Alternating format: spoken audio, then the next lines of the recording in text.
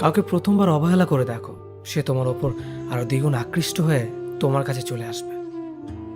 পরে আবারও তাকে দ্বিতীয়বারের মতো অবহেলা করে দেখো, ঠিক আবারও তোমার কাছে চলে আসবে। ঠিক তৃতীয়বারের মতো অবহেলা করে থাকো, তখন সে নিজেকে একটু সময় দেবে যে তোমাকে ছাড়া সে থাকতে পারবে কিনা। কিছুদিন হয়তো কষ্ট করে থাকবে, পরে না থাকতে পেরে আবারও তোমার কাছে চলে আসবে। এই তৃতীয়বারের মতো তোমার কাছে আসাটা হচ্ছে সবচেয়ে গুরুত্বপূর্ণ, কারণ সে তোমাকে ছাড়া থাকতে না পেরেই চলে এসেছে। কিন্তু চতুর্থবারের মতো যদি তুমি তাকে ফিরিয়ে দাও, তখন সে এক বুক হতাশা আর দুঃখ নিয়ে এমনভাবে হারিয়ে যাবে আর তাকে খুঁজে পাবে না। আর সে তোমার কাছে ছুটে চলে আসবে না, কারণ তোমার বারবার অবহেলা তখন তার সহ্য করার মতো শক্তি থাকে না। পৃথিবীর সবচেয়ে কঠিন অস্পর্শনীয় শাস্তি হলো অবহেলা করা, ইগনোর করা।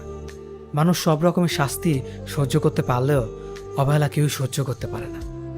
সবাই সব কিছু মেনে নিতে পারে, কিন্তু অবহেলা কেউই মেনে নিতে পারে না। অবহেলা করার চেয়ে বড় শাস্তি আর কাউকে কোনো কিছুতে দেওয়া যায় না।